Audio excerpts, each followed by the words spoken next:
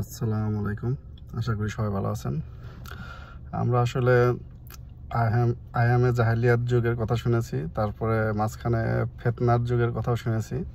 তো এখন মনে হয় আমরা আসলে আলহামদুলিল্লাহর যুগে বাস করতেছি। কারণ কিছুদিন যাবৎ বাংলাদেশে আমি লক্ষ্য করতেছি যে সবাই খারাপ কাজ করলেও সেগুলোকে আলহামদুলিল্লাহ বলে চালিয়ে দিচ্ছে। যেমন খুব রিসেন্টলি বিশেষ প্রশ্ন ফাঁসকারী আবেদ আলী চাচা বললেন তিনি যা কামিয়েছেন তার সবই আল্লাহর রাস্তায় খরচ করেছেন আলহামদুলিল্লাহ।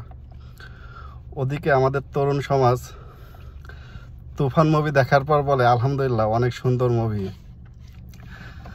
আবার মনে আছে কান চলচ্চিত্র উৎসবে, এই কিছুদিন আগের ঘটনা, কান চলচ্চিত্র উৎসবে আমাদের অভিনেত্রী ভাবনা বলেছিলেন আলহামদুলিল্লাহ আল্লাহর রহমতে এই প্রথমবার কানে এসেছি। এরপরে আপনাদের হয়তো পরিমণির কথা মনে আছে নাকি জানি না, তার বাসায় যখন মদ উদ্ধার করা হলো তখন তিনি বলেছিলেন শুধু মদটাই দেখলেন, অথচ বাসায় যে জায়নামাজ তসবিহ আছে এগুলো দেখলেন না। এরপর আরেকটা ঘটনা মনে পড়লো, এক টিভি চ্যানেলে দেখেছিলাম, ইউটিউবে দেখেছিলাম, এক আন্টি তিনি তার মেয়ে যখন ড্যান্স স্কুলে চান্স পায়, নাচের স্কুলে চান্স পায়, তখন তিনি বলেছিলেন আলহামদুলিল্লাহ আমার মেয়ে নাচের স্কুলে চান্স পেয়েছে।